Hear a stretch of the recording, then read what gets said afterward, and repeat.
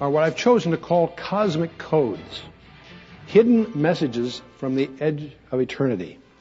And this is the first of a series. There'll actually be a series, one building upon the other. There has been, of course, a lot of confusion generated by some of the recent books being published. And what we're trying to do is deal with some of the technology behind this. Most people writing in favor of the so-called Bible codes, and also those who are writing against them. Both sides of this debate seem to lack, in my opinion, a cryptographic background. And that is, after all, the science that's involved. We're going to discover a lot of interesting things. First of all, the kinds of codes that are being discussed in the literature today and in the articles and whatever is only one particular kind of a series of codes that are in the Scripture. But before you really can get at these and evaluate them in any meaningful way, you need a little perspective of this whole business of cryptology, which is the art or science of writing or creating hidden messages, messages that are intended for a specific receiver and denied others. And cryptanalysis is the science of reading them anyway. And so we're going to talk a little bit about that just to give you a flavor of that before we get into the hidden codes that are in the Bible. We're also going to discover there's lots of different kinds, but the kinds that's creating all the controversy are a specific kind of code called the equidistant letter sequences. And we'll show you what that means, and we'll talk a little bit about why people are so excited about them. We'll also talk a little bit about the dark side, the dangers of these things. And we'll be tonight focusing on some background first, cryptology background first, and then we'll talk specifically about the equidistant letter sequences, the part that most of you probably have heard about for a variety of reasons. But I also want to point out that we're going to, in subsequent sessions, discover that there are another kind of code altogether called microcodes, what Jesus calls the jots or yots and tittles. And we'll talk about that. We'll talk about the whole nature of these very, very fascinating discoveries that are being made at the micro level. But perhaps the most staggering examples of all, and we'll be hitting those primarily tomorrow afternoon, are the macro codes. Macros that yield the strategic structure. And we'll build that case. And of course there's another category, metacodes. Those are codes beyond our horizon. We'll touch a little bit on those also. But let's just start a little bit about the whole science of cryptography, the art of secret writing. And then we're going to, when we've laid that groundwork, we'll talk a little bit about codes from other worlds, the interest and the scientific efforts that have been directed at extraterrestrial communication. And we'll talk about some basic discoveries that have been made, and we'll try to answer, at least in part, are there indeed hidden codes in the Bible? And if so, what do they mean? What people are talking about, the Bible codes that are being promoted by Michael Drosnin's best-selling book called The Bible Code. We'll talk a little bit about that. That book is attacked by both sides. Those that are proponents of the codes and those that are critics of the codes. Both attack his book because, tragic, even though it's a very popular book, it's unfortunately rather contrived and so forth. Secret codes, we've been interested, all of us I think have been fascinated by secret codes ever since we were kids in one kind or another. And of course it's been extolled in the literature. Edgar Allan Poe's famous story, The Gold Bug, still remains as one of the classics of stories in which the whole thing hangs upon the discovery of and then the deciphering of a secret code. Sir Arthur Conan Doyle and his creation of Sherlock Holmes is, of course, turns out his man Sherlock Holmes is an expert in cryptography also, and we find in the Adventure of the Dancing Men that Sherlock Holmes recognized that these funny little stick figures that are not just some kind of embroidery, that they are in fact a encryption, and he breaks the code and traps the thief with it, as of course only Sherlock Holmes can. But even in more recent times, Carl Sagan, who wrote a novel called Contact, which of course has been made into a blockbuster movie that I imagine most of you have seen. That movie also takes advantage of an extraterrestrial code that's three-dimensional, and a very creative novel, quite a story, and a well-made movie. But the most serious codes are codes of war. And we'll touch a little bit about that as we go through. I think all of us probably have heard at one time or another of the famous encryption machines, the Enigma machines of Nazi Germany, that rendered a code that was considered invulnerable. And the Japanese did a rendering of it too. These, of course, derived from Alberti's cipher disks and Cardano's auto key from the Middle Ages, from the Renaissance period. We'll talk a little bit about that. But it's interesting that the Germans had broken the American code, which in those days was called black. But one of the main milestones in World War II was on October 23rd of 1942 when General Rommel and his much vaunted Africa Corps were defeated at El Alamein. What most people don't realize is that up till El Alamein, the Germans had the advantage of reading our codes. But we discovered that finally. And what happened at El Alamein, the tables were reversed. And as Churchill said, we never had a victory until El Alamein. But after El Alamein, we never had a defeat. And what turned the tide, of course, was the turning the tide of our cryptology at that time. And that continued during World War II. In London, they had a super secret project called Project Ultra, which, unknown to the Germans, had cracked their code, the Enigma code.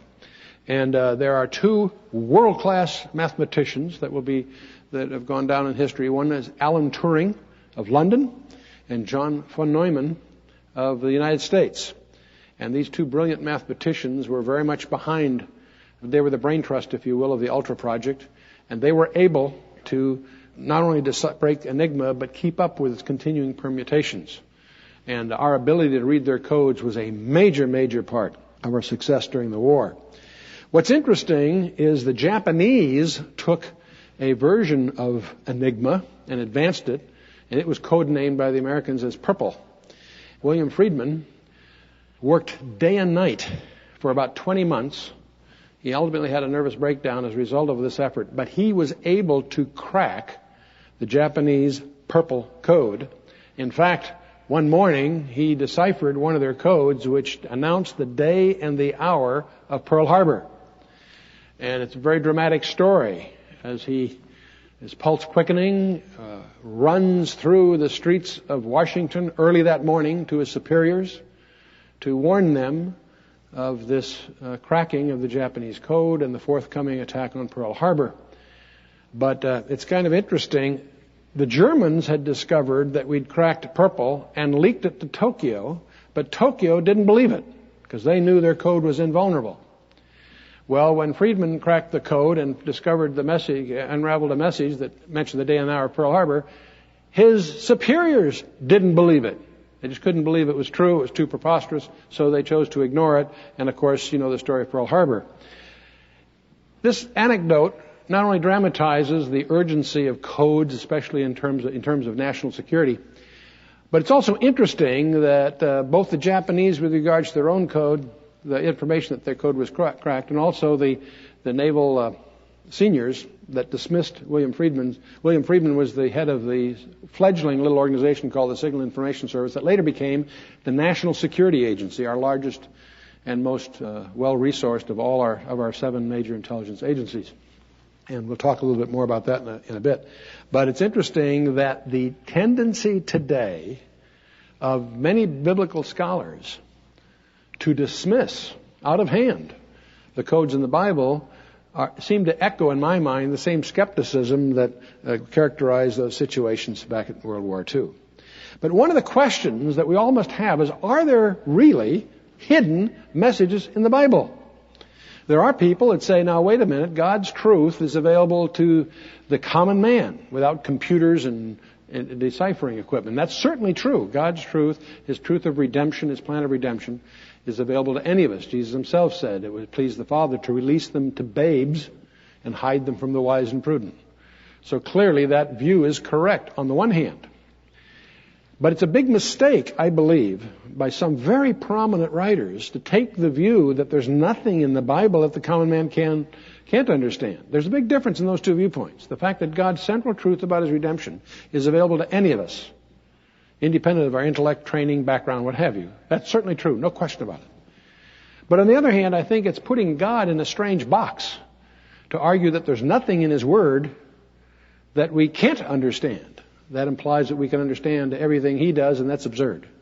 In fact, God Himself deals with this at several places, but one is Proverbs 25:2, where He declares that it is the glory of God to conceal a thing, but the honor of kings to search out a matter. It says two things. It says God has hidden things here for our pursuit. But He also points out that the pursuit of His revealed truth is an honorable undertaking. It's the honor of kings to search out a matter. There is a gray area we'll talk about before we're through, but I'll mention it right up front. There's a difference between trying to search the codes to discover what God has revealed in His program.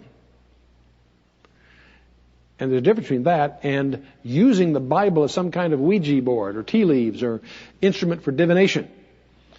So there's two kinds of people, two kinds of enthusiasts I run into. Those that deny the codes altogether and those that are excessively enthusiastic about them. There's also, among the latter, there are people that are getting into Bible codes for the wrong reasons, and they'll go down the wrong paths. And that's the attempt to use it for divination, which is expressly prohibited. But let's get into this a little bit. Let's just indulge me a little bit, and I'll give you a quick tutorial on methods of concealing codes and messages. There are two kinds of ways of concealment. One is called steganography, and that's using invisible inks or hiding a message in a microdot or putting it in the heel of a shoe, the mechanical ways of hiding the existence of a message at all. And we're obviously not concerned with that here. The other way of hiding a message is called cryptography. And cryptography indulges in two kinds of cryptograms. One is called a code.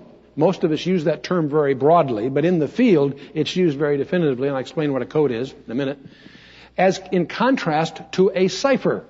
Codes and ciphers are different within the trade. I'm speaking now from a viewpoint of cryptology. And what we're going to be mostly interested in are ciphers, not codes, as you will see, and there's two kinds of ciphers, transposition and substitution. Now, let me just mention codes and dismiss them for a moment. A code is a prearranged signal. Let me give you the classic, simplest example, and that was Paul Revere as he stood on the bank looking across at the Old North Church. And he watched to see the lanterns. And if there was one if by land, two if by sea was the code. And that was a prearranged signal. And so he waited there and he watched the Old North Church. He saw the lantern go on. And he paused, and a second lantern, and so then he quickly knew they were coming by sea, mounted his horse to spread the word. It was a very critical piece of military intelligence. The point being is that was just a prearranged signal as such. If the British had the most modern computers in the world, there's no way they could have unraveled those one or two bits, if you will. A code typically depends on a code book in real life. The number 976 might mean some particular thing that you look up in a code book. That's what a code is, really. Some people have used during wartime, and they're in the field undercover. They've used the Gideon Bible as a code book. And what you send to your partner is a series of numbers that represent the page, the sentence, and the word in the Bible. And you send them a series of numbers, and unless you know what the code book is, in this case it's a commonly available code book, it's available in any hotel room, and you can use that in effect to create a message. Those things are used, but they have some serious limitations. Most modern cryptographic communication occurs with ciphers as opposed to codes, and a cipher is one in which you take your message and you do one of two things, or combination thereof, these two things. You transpose the letters, or you substitute for the letters, and we'll talk about that. That's really what we're interested in here. Now, the first form of ciphers are called transposition ciphers. That's where all you do is change the order of things. One of the oldest forms of transposition ciphers occurred with a staff. What a person would do in the ancient days, he would take a strip of parchment and he would wrap it on the staff so that the edges touched, and he'd write his message horizontally around the staff and then unravel it. When you saw the strip, you'd just have a whole bunch of letters. And he would send that. All his receiver needed was a staff of exactly the same diameter, and he would wrap it and unravel the message. That happens to be called a skytail, just by historical reasons. and a skytail is also happens to be in the logo of the American Cryptogram Association, which is the club of amateur cryptographers. But it's obviously not very useful. It happens to be, by the way, a equidistant letter sequence, the same kind of codes we find in the Bible, strangely, but for different reasons. A more common use, more effective than that obviously was very easy to intercept and break. Let's take what's called a rail fence cipher. This is one of the simplest ciphers that are used among people who play games. A lot of people like to do crossword puzzles as sort of a recreation. How many of you do crossword puzzles? Well, see, some people would say the ultimate crossword puzzle is a cryptogram. And there are columns and clubs and stuff. People that just love to try to break the cryptograms. And one of the most common ones is what's called a rail fence cipher. And by the way, in the field of cryptology, the text that you're trying to preserve or understand or whatever is called the plain text. That's the unencrypted text, the plain text. And let's assume our message is please help now. One of the things we can do is write it up and down, as you see on the screen, in sort of a zigzag fashion. And here we just take please help now, we lay it out that way, and then we simply read across the top the PHN, the LEEE, etc. And so our cipher text of that plain text would be that stream of letters reading this rail fence cipher horizontally. And it's easier to see than it is to describe, but basically that's one way of scrambling these. It happens to be a very easy one to break, as you can probably imagine. You can make some stabs at how many levels the guy has used in his rail fence, and it generally quickly will yield to analysis. But a more advanced form of that same idea that gets much more sophisticated is what's called a columnar transposition. In other words, transposing by columns. And in the field, they don't speak of transpositions. They use an abbreviation, and you can't say transp very easily. So the street language for a transposition is a tramp. It's just they call them columnar tramps, but it's just a shorthand for columnar transposition. Here is a message written out in 6 columns. Cinderella, be home before midnight. Okay, so it's just an example, obviously, but it's written first just across in horizontally, but keep maintaining 6 columns. Now, what you could do, of course, is just rewrite this then vertically, CEHFD, etc. But there's a better way to do this. Typically, 2 people exchanging cryptograms have a code word associated with them.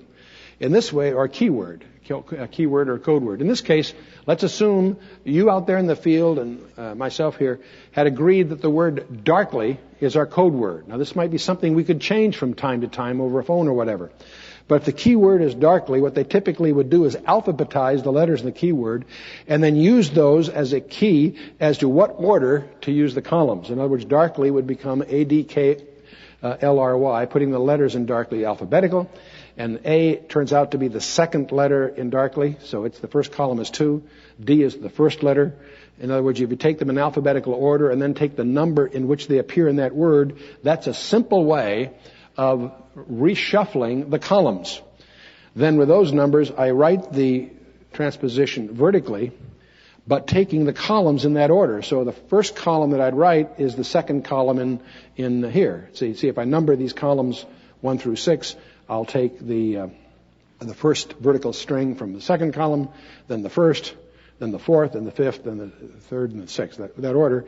And so my ciphertext then looks like what you see at the bottom of the screen.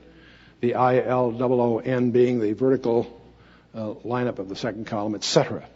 Something else you'll notice right away, it's typical to take an encryption and group it in clusters of 5 letters, just to make it easy to count them. Rarely do you ever preserve the spaces, which leads to the first point in cryptography.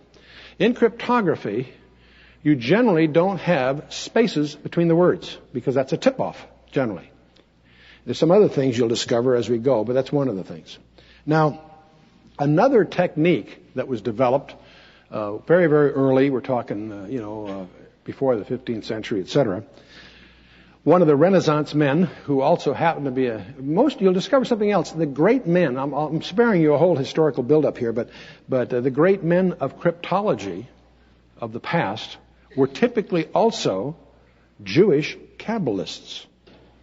The Jewish scribes, centuries before Christ, indulged in all kinds of letter games. We'll talk about some of those as we go. And cryptology didn't advance much until about the 13th, 14th century, which happened to be the flowering period of the Talmudic sages. But it also was the time in Europe in the Renaissance where cryptology, for a variety of reasons, just flowered. And most of the great men in cryptology also came, interestingly enough, from that Hebrew background. One of these was Cardano, and one of the techniques he indulged in was to create a grill, which is known as the Cardano grill. What you do is you take a piece of cardboard or metal or whatever, and you cut out holes in it. You can cut them out wherever you like, but the idea is you need to make two of them. You have one, and the receiver, your correspondent, needs one. And let's assume now we took a message, and I'm using a clumsy example here, for leverage try-only serials listed in Social Lovers editions. You say, what does that mean? Doesn't matter, because what you really want to do, watch carefully, you want to take your Cardano grill that you've hidden away in your secret place, and you lay that over the message, and then you read just the letters that show through the holes. Now in this case, if you read those letters, it says, flee at once, all is discovered. And so that's a very simple way of having a code. And obviously the notion here is that if someone who intercepts that note, unless he happens to have a grill exactly like you and your partner has, he has no chance of breaking it. That turns out not to be true, incidentally. And one of the problems with a Cardano grill, and one reason I selected this as an example, because I want you to notice a defect of it. Let's assume you've gone ahead and written your message, flee at once, all is discovered, through that grill. You're then faced, as I was for the slide, to come up with a message. You fill in the other blanks with letters to make it look like a normal note. Well, it turns out that's not easy to do. You take a page and just put some random letters on it, and then try to fill in between them words that make the thing sound like a love note or an instruction or whatever. Do you follow me? It sounds easy, but it takes a great deal of imagination to really do it well. And obviously I've done it poorly here for two reasons. One is I'm not that skilled, but secondly, I wanted to highlight a point. If you saw this message, you begin to sense that there's something fishy about it. See, it doesn't make sense. So because it doesn't make sense, or there's a hint that there's something deeper. In the Hebrew, that's called a remez, and it's a thing that the rabbis use even today with the Old Testament text, and I'll come back to that. So that's a major defect of the Cardano grill. A variation of the Cardano grill was what was used by the French and the Germans in the First World War, called the turning grill. It's possible, and you can design these for any number of characters, but I'm using here as an example a 6x6 grill. That allows you 6 times 6 or 36 letters. It's possible to punch out holes, one letter each, in such a way that as you turn this grill in 4 different positions, it will cover all the squares, as you'll see in a minute. Let's assume you had this grill, and instead of a message, I'm just going to use numbers 1 through 9. The first 9 of your numbers, you just put in those holes. 1, 2, 3, 4, 5, 6, 7, 8, and 9. Then what you do is you take your grill and you turn it 90 degrees, and you fill in the ones that are then exposed, 10, 11, 12, 13, 14, 15, 16, 17, and 18. Then again you turn it another 90 degrees and fill in the remainder. And then you do it once again and fill in those remainders, and you now have your 36 letters rearranged in a very unusual way. Now you say, gee, what if I don't have 36 letters in my message? It's not a problem. You put in what are called nulls. You throw in X's or something, whatever, to fill it out so you have the square. That's the idea. You could also design these for any square grill you want. This looks very, very, you can imagine that if you've got the letters in that kind of a thing, it would really be a formidable code to break. That turns out not to be true. These codes lasted only 4 months before they were broken and became useless in the war. It turns out that these controversial equidistant letter sequences that we find being talked about that appear to be in the Bible are simply like a Cardano grill, but with the simplest possible formula. Instead of a grill with all the little holes cut out, you could just agree that every 5th letter or every 3rd letter or whatever, if you had the formula for creating the grill, it's the same thing as having the grill. Any fixed sequence of skipped letters is in effect a Cardano grill, and that's what we're going to find is in our Bible and someplace else that's very, very surprising. Someplace else that's very, very surprising. I'll come back to that later. Now, these equidistant letter sequences, you quickly will discover, are not very useful for sequency. A fixed letter sequence is easy to break. That's why they're breaking them. Okay? But they are useful for another reason. And that's to authenticate a source. And let me explain what I mean by that. Let's assume you're in a foreign country, you're operating undercover as a secret agent, and they know you're there. They don't know who is the secret agent, but they know they've been compromised. There's a mole in headquarters or something. So what your host country has done is they start generating all kinds of letters, notes, messages, and they drown you. Your problem is you've got all these messages. You don't know which one is really from your control, from your headquarters.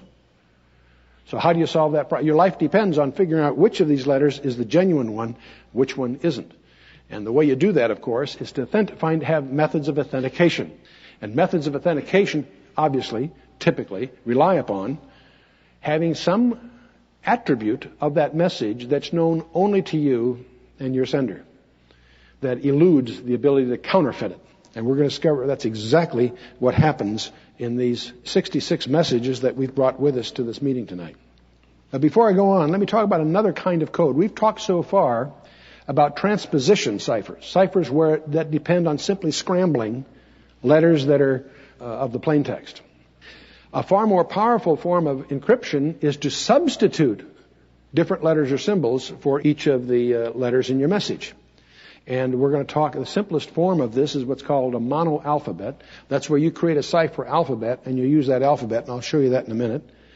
There's also polyalphabetic and polygraphic ones and some other things we'll talk about in a minute. But let's get to these monographic. The first one I'm going to use is the simplest form of monoalphabetic cipher you can have.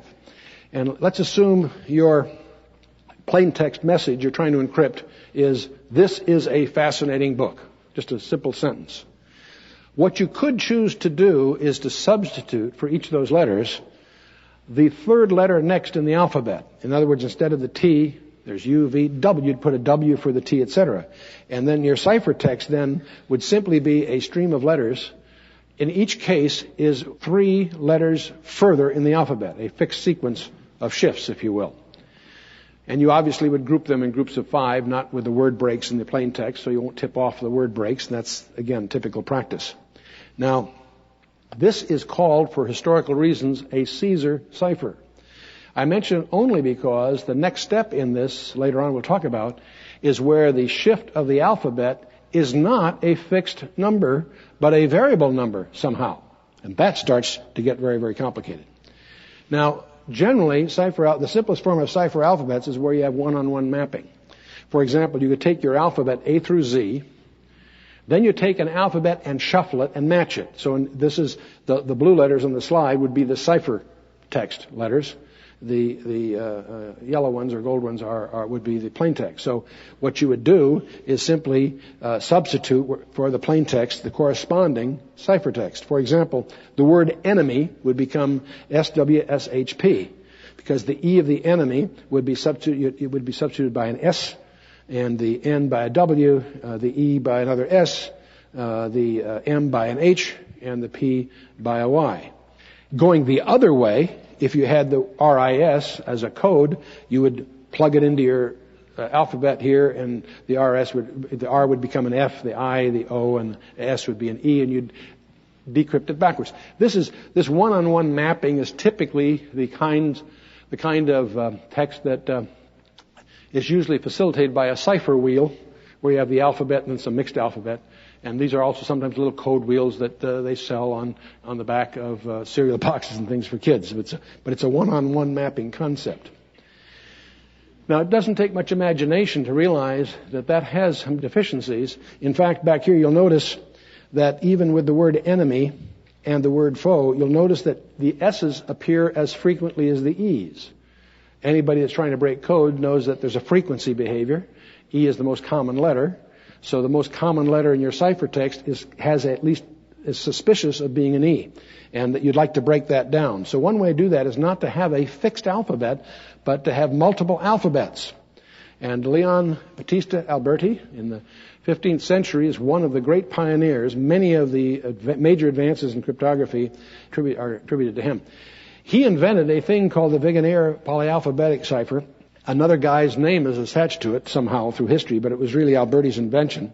We'll talk about that in a minute. It's like a Caesar's cipher that we talked about, except there's a variable rotation. The alphabet is continually changed at each letter. That makes it pretty tough and there's some other variations I'll spare you.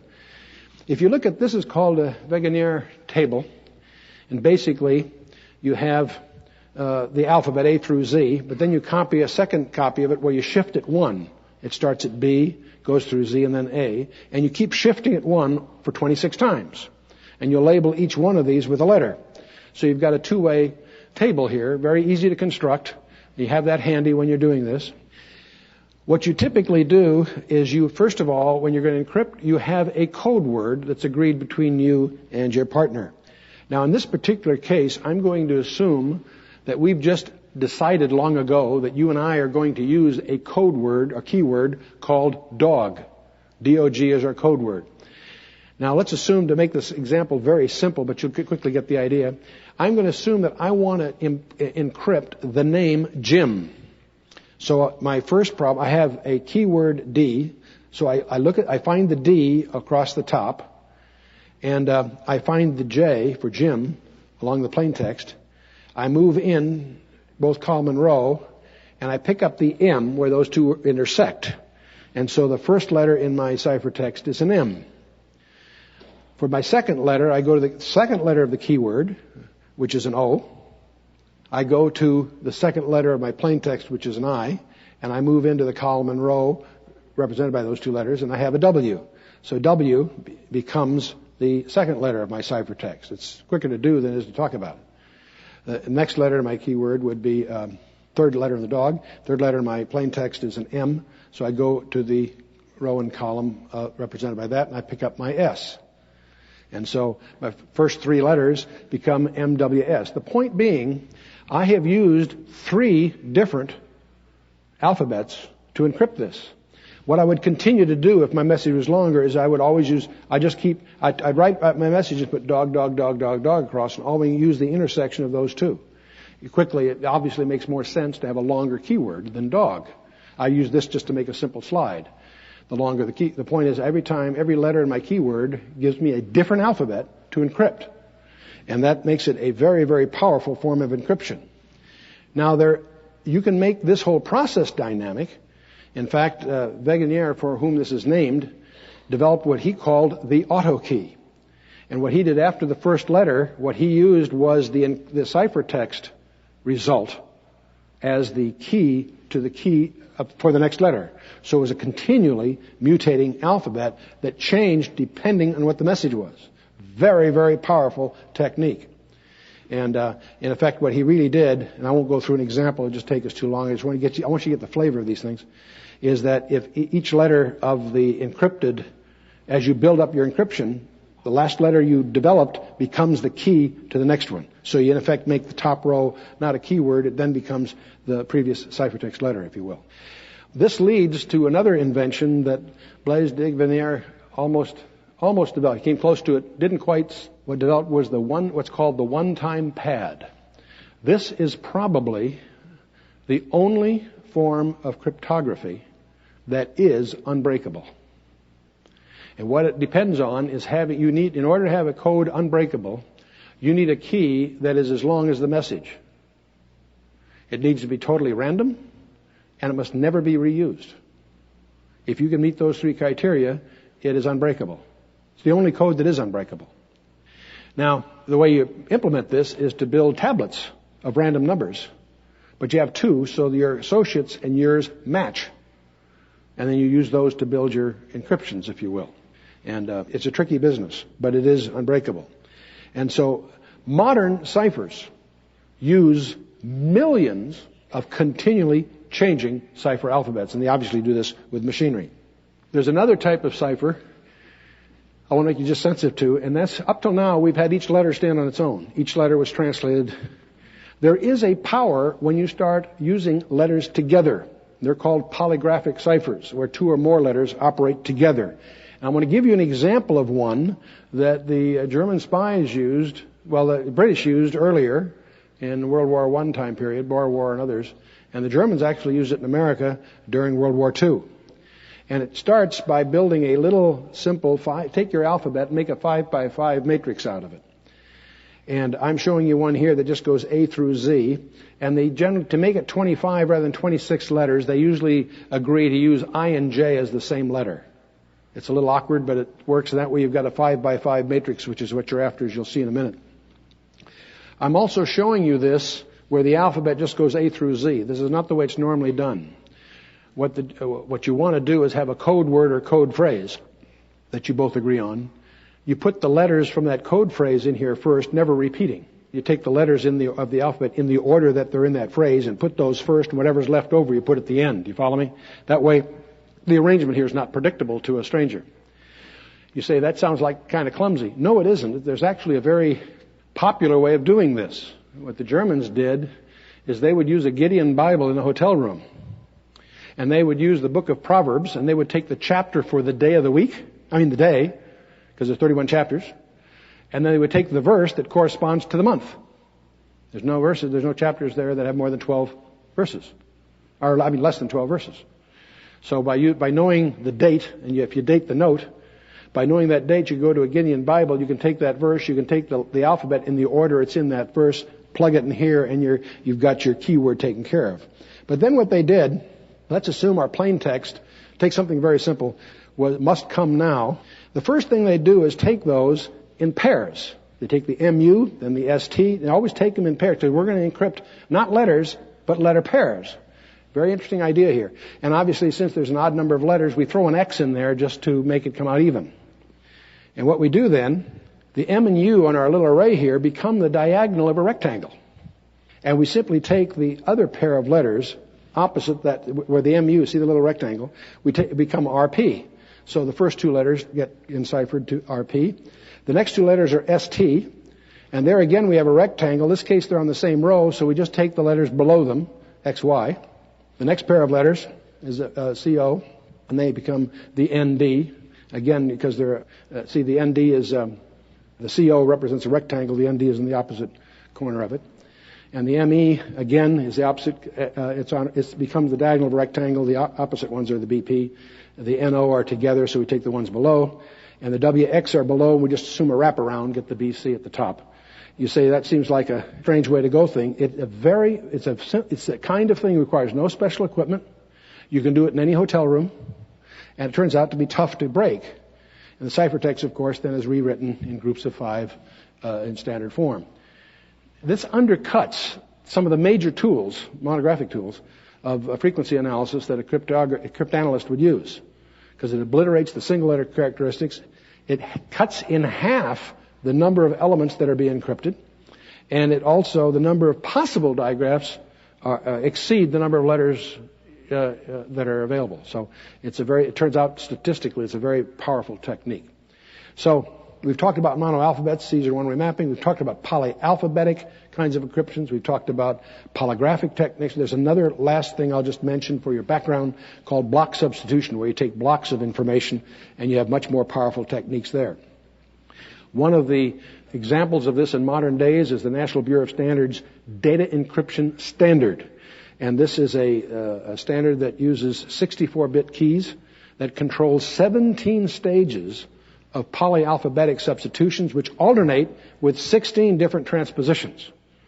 So by the time you crunch all that, it has a very high level, not perfect, but a very, very high level encryption.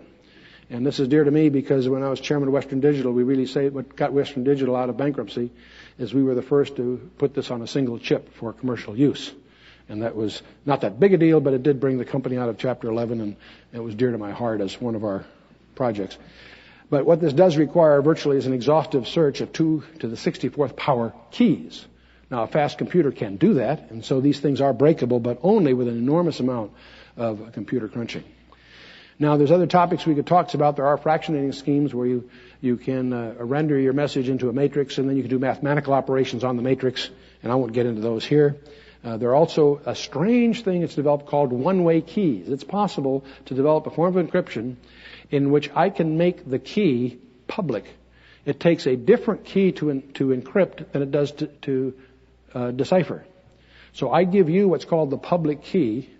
If you send me a message encrypting it with that key, nobody can unravel it except me. Even though you have the key to encipher it, you don't have the key to decipher it. It's a very strange mathematical phenomenon. They're called one-way keys, which means that they can be used publicly, not just for encryption, but for also authenticating signatures. Because in the Department of Defense contract world and so forth, you can actually commit to things in an encrypted form. We can prove that you were the one that okayed the drawing or whatever because of the one-way key. Only you have the key and so forth. So there are ways to do that. So if you're interested in this kind of thing, it's available on the Internet. There's a thing called PGP, means for pretty good protection. There are all kinds of modern, very advanced encryption techniques that the U.S. government is very upset about because they've gotten out in the public domain, and you can get these on Internet if you're really interested in that sort of thing. These devices, Alberti made his cipher disks. Wheatstone made a similar thing. These mechanical aids to do encryption, of course, started to develop through the years. Thomas Jefferson, our president, had invented a certain kind of variation that's called the Thomas Jefferson wheel. But this finally climaxes to a guy by the name of Charles Babbage, who was busy making tables, and he took those ideas and made a very elaborate version of it that became the first computer. The Babbage differential engines. These things also became the background that the Germans picked up on to make the Enigma machines that became so famous in World War II. And of course were ultimately defeated by Alan Turing and John von Neumann's programmable machines from which came our modern computer. John von Neumann was the guy that recognized the power in putting a program. See, the only difference between a computer and a calculator is a computer is a calculator that pushes its own buttons, in effect, because the program that the computer follows is in memory, which means the computer can modify its program. And you now start to have self-modifying machines, and that's where you start getting into cognitive behavior, start getting into artificial intelligence and the rest. And that's really the breakthrough. That leads to what you and I know as modern computers. What fascinates me is the way the ellipse is closed, because Alberti's cipher disk and these encryption techniques had their roots in the Kabbalah, the ancient Hebrew texts, which we'll see shortly. From that came the cipher disk, which came the machines, from which came the computer, and now it's the computer that are rediscovering what the ancient Kabbalists had discovered thousands of years ago. And we're going to get into that shortly. Now, a related field to cryptology is paracryptology. Egyptian hieroglyphics being perhaps the classic example. Hieroglyphics have fascinated people for centuries because they're so mysterious. But Jean-Francois Champollion is the one that really cracked them using cryptographic techniques. There's a close relationship between cryptology and trying to decipher the language of a lost culture. There are some differences because the language of the lost culture did not have as its design secrecy, you see, so it has that advantage. But on the other hand, you've got the problem of trying to get an insight from scratch as to what the various symbols and things meant. Another example is Henry Rawlinson was climbing. There's a huge cliff at the Histon in which is engraved in 3 languages, Babylonian, Old Persian, and Elamite. It's very similar to a Rosetta Stone kind of thing. But he clinging like a fly to this giant prehistoric billboard, he copied this and cracked these ancient languages. And so that's a whole area of reading. But having said all that, what interests probably the greatest challenge in the minds of the people who are into this thing is the challenge of deciphering messages of extraterrestrial origin. And back in 1961, they undertook the Project Ozma, where they put a special receiver on a radio telescope and they tried to listen for signals from outer space. And they did that for 4 months without any real tangible result, but they were nevertheless trying. In 1971, there was a conference where 84 of the top scientists on the planet Earth, American and Soviet and others, that met at Byukhatan, Russia, with the National Academy of Sciences of the Soviet Union, co-sponsored with the National Academy of Sciences of the United States. These 84 guys in 1971 met in a conference to explore the problems and likelihoods and so forth with communication with extraterrestrial intelligence. The proceedings of that conference are available and translated into English, and they're very fascinating reading because these 84 scientists, in effect, as they address this problem, also find themselves pointing out to themselves that the very existence of life is unique. There's absolutely no statistical basis. In other words, it's a refutation in great erudite terms of the whole theory of evolution, in effect, although that was not their intent. Well, out of that, of course, came this project called the Search for Extraterrestrial Intelligence. We all probably have heard about, where there's diligent attempts to try to listen for intercepts from outer space. And as you listen for these signals, you want something that is, most things are either periodic, repeatable, which means they probably have a natural source, or they're straight noise, they're totally random. The signal you're looking for is something in between, not random and not periodic. That's the dilemma. It may surprise you to discover that they have actually, most of us see the movie Contact and assume, well, that's just fiction, it's kind of fun, but it's fiction. There actually have been 37 intercepts by the SETI organization of messages, apparent messages from outer space. The problem is they don't repeat. They're unique and don't repeat. They've been published in the Journal of Astronautics and Aeronautics, but they don't know what to do with them because they're not repeatable. So it's a matter of record, but they don't know what to do with it. Not enough to decode. I'll spare you because it's getting late going through the history of science from Descartes on, all the scientists and mathematicians that have spent their time trying to figure out what would an extraterrestrial language, what kind of requirements would it have to meet? There's a bunch of these. It quickly becomes clear that they have to meet certain statistical tests. Jean-Francois Sudre proposed a 7-note, 7-color kind of alphabet for extraterrestrial communication. That was just his proposal. I mention it only because it's an interesting proposal because Spielberg picked up on that. He took a 5-note, 5-color scheme in his blockbuster movie and so forth, called Close Encounters of the Third Kind. But he's really leaning on Sudre's technical work way back long ago.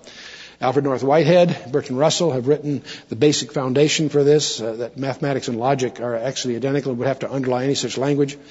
Dr. Hans Freudenthal is famous as having really formulated the first a language for interstellar use called Linkos, and I won't go into this. They're just studies to try to explore what some of the problems are. Now, Pioneer 10, which was the first space vehicle that was put on a trajectory that would go beyond our solar system.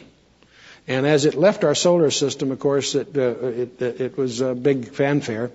And knowing that it was going to do that, they put a plaque on it. And the intent of the plaque was whenever, millions of years from now or whenever, some outside extraterrestrial civilization encounters this thing, they'll find this plaque, and this plaque had the burden of somehow trying to communicate to them some things about us.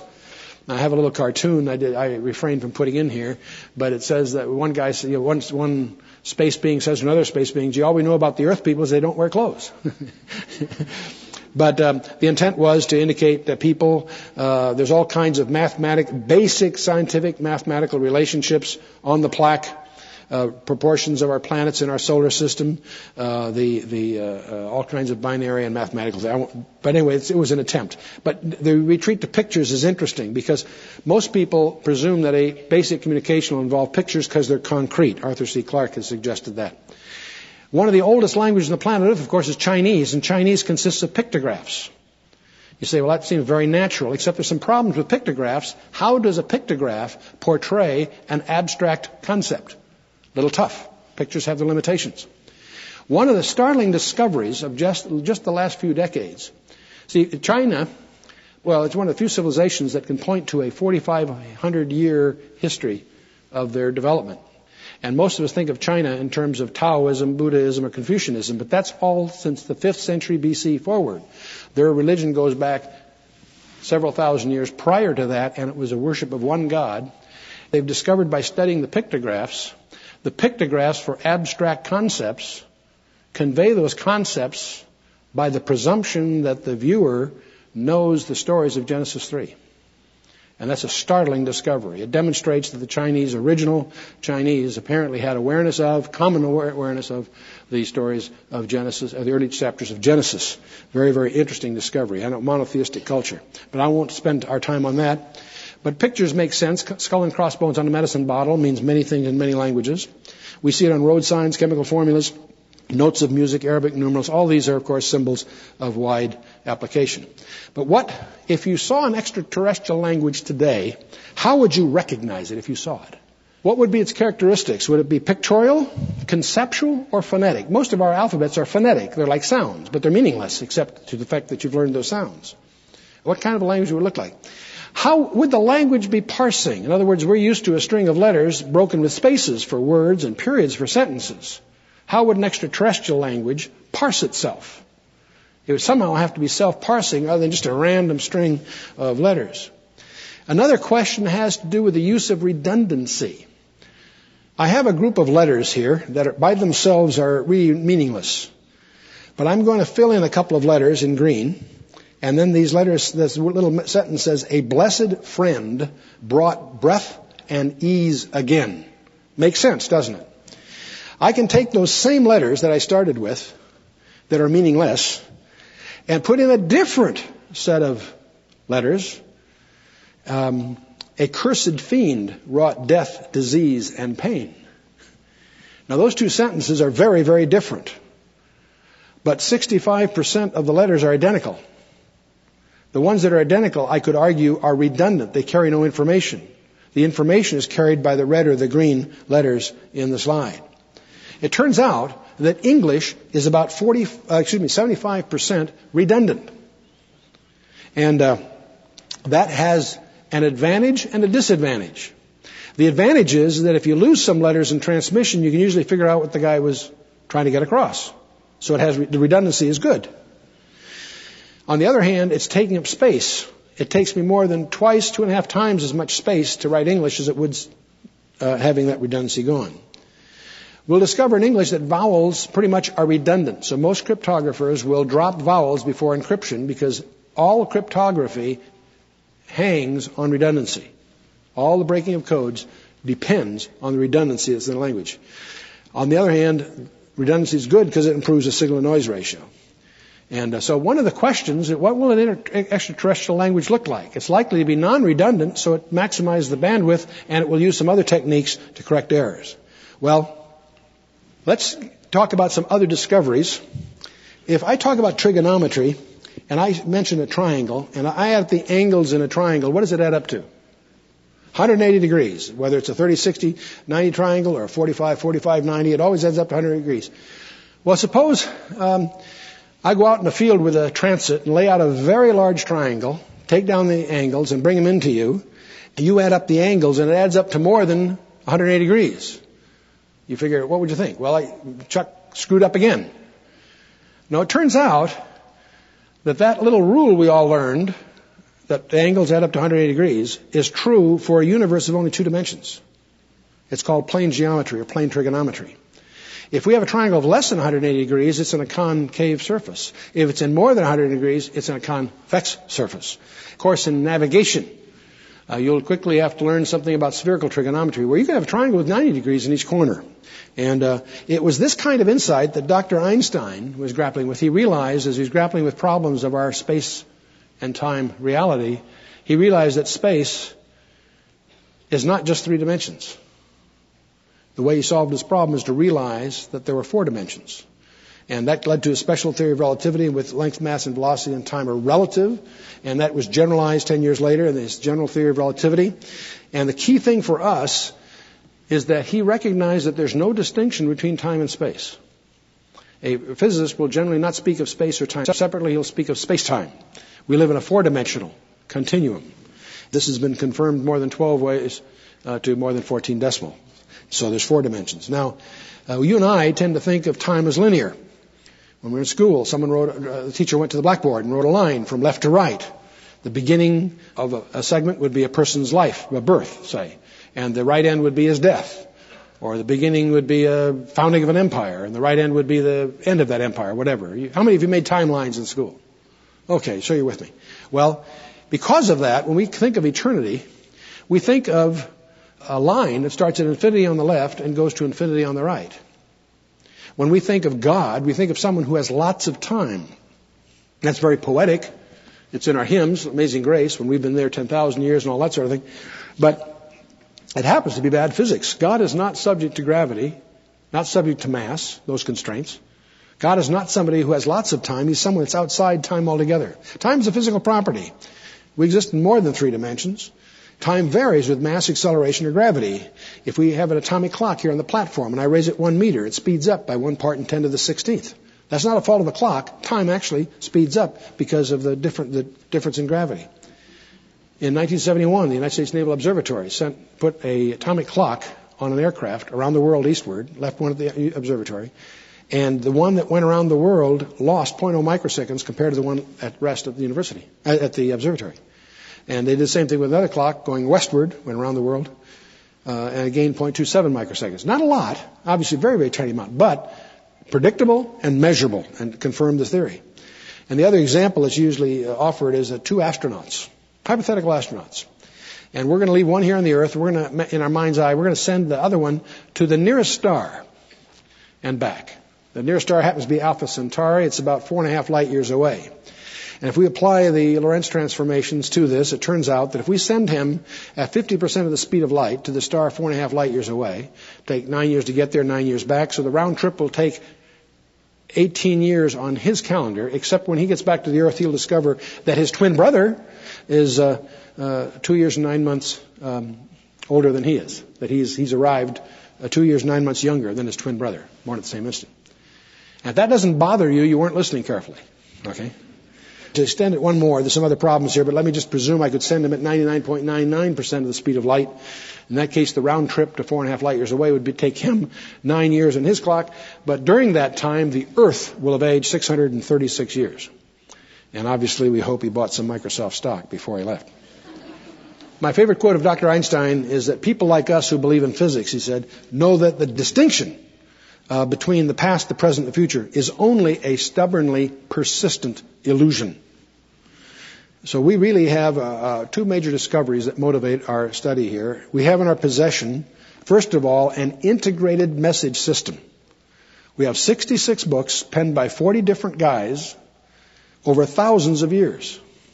So the first discovery is that it's an integrated message. Every detail, every number, every place name we discover is there by design. I'll show you how. Some of the codes reveal that, especially the macro codes. The other side of the coin, though, is not only that, but we can prove that the origin of this message system is from outside our time domain. And that's really the main power of these codes, and one reason we're spending our time on them. We know these codes come from outside time, and this is the way God authenticates it. He says, that's what Isaiah means, the high and lofty one that inhabiteth eternity. That's his. God is not somebody who has lots of time. He inhabits eternity. He's outside time altogether. And the way he authenticates his message is to demonstrate an attribute that he alone has, no other one does. Declaring the end from the beginning and from the ancient times of things that are not yet done, Isaiah tells us. God boasts that I alone know the end from the beginning. So when we find a message that demonstrates that its origins from outside time, and it does that by writing history before it happens in such detail as to defy speculation, and does it with perfect accuracy, we begin to realize that it is from whom we think it is. Now, we talked about time as a line. Here I'm trying to render it in 3 dimensions, as a line passing through 3 dimensions. And there are people in the past, we're here in the present, there's people coming in the future. From the point of view of eternity, those 3 periods that we regard as sequential could appear in eternity as simultaneous. I'm just suggesting this to stretch your imagination a little bit. I also sometimes like to point out that someone that died in the past, someone that died last week, and someone that might be raptured a week from Tuesday, all might arrive at the throne at the same instant. So that should bother you. Let's move on. Now, are there hidden codes in the Bible? It's the glory of God to conceal a thing, honor of kings to search out a matter. And I want to show you some quick transpositions here. There are codes in the Bible. They're well known to anybody that's had a course in cryptology. If you take the Hebrew alphabet, and I'm showing it left to right here, which is really wrong, but I think we're more used to that, and I take the second half of the alphabet and put it underneath the first half, I now have a cipher alphabet. I can take any letter and substitute its counterpart in a message. And that technique is called in Hebrew albam. We find it in Isaiah chapter 6. The name Tabeel turns out to be the name Ramallah encrypted by Alban. And what this does is reveal a hint about the plot of the kings in Isaiah 7, that if it had succeeded, what the result would have been. There's another form in which I reverse it. I take the second half and fold it under the others backwards. I just wrap it around, if you will, and build my cipher alphabet. And that's called Atbash. We find it occurring in Jeremiah 25 and also Jeremiah 51. In both those cases, we encounter the word that's translated Shishak. Your commentaries will speculate that it's probably a suburb of Babylon because they can tell from the context that it's actually alluding to Babylon. But it's in the Midrash we discover that it is a form of Atbash encryption of the name Babel or Babylon. So Shishak and Babylon are the same thing. One is the encryption of the other. We find the same technique called Atbash in Jeremiah 51 verse 1, where Leb Kamai is substituted, which means heart of my enemy, is encryption of Kajdim, which is the word for Chaldeans. Again, these aren't profound discoveries. They are just considered, among cryptologists, historical oddities that are embodied in the ancient Hebrew literature. But to someone who holds a supernatural view of the Bible's origins, these are what a rabbi would call a remez. It's a hint of something deeper.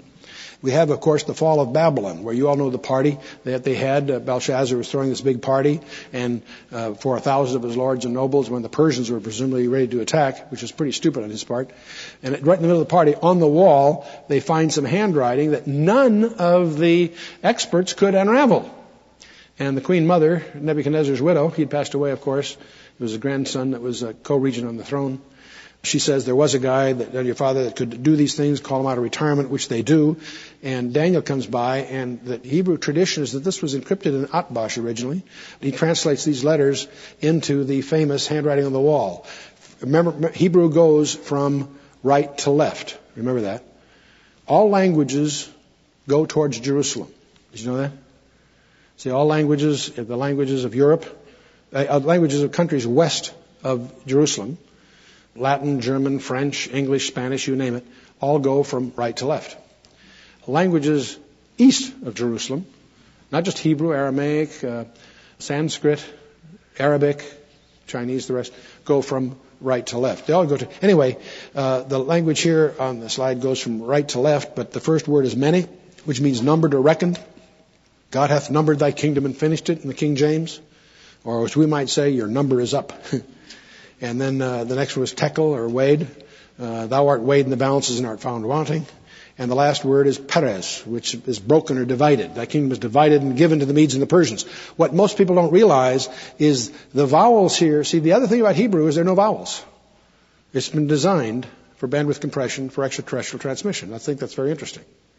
There are no vowels. And also discover later it's also self-parsing. It's the only language on the planet Earth that appears. It has those very characteristics that you would design in an alphabet. And we'll talk a little bit about that tomorrow. But Perez means broken or divided if you infer an E. But if you infer an A, it's the name for the Persians. It's a pun, if you will, in the Aramaic in which it's written. Now, the Bible codes, as you know, Michael Drosnin's book, The Bible Codes, Bible Code, is created this big sensation. And it deals with just one kind of encryption called the equidistant letter sequences. And one of the questions you and I have is, are there really hidden codes in the Bible? But we will then go through and show you some of the most incredible demonstrations of the characteristics of the text when we reconvene.